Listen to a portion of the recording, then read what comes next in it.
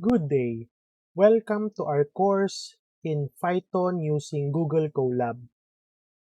First of all, I would like to discuss the basic requirements of using Google Colab. The first recommended basic requirement is for you to have a Google Chrome browser, since we are utilizing a Google application for best user experience. Once installed, open the browser and go to the official website of the google.com, as you can see here, and be sure to sign in with your Google account.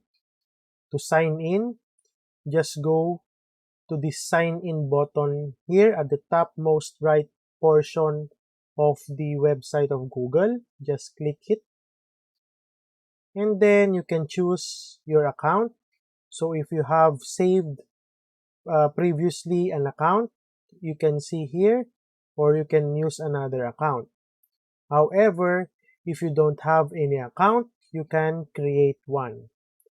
Just use the use another account, and then use another existing account, or you can click the create account here, then choose if you are doing or you are creating your Google account for yourself, for your child, or to manage your business, and follow the prompts. So let's go back.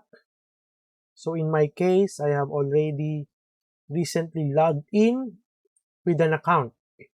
In my case, this is my account. So I just click it and enter your password.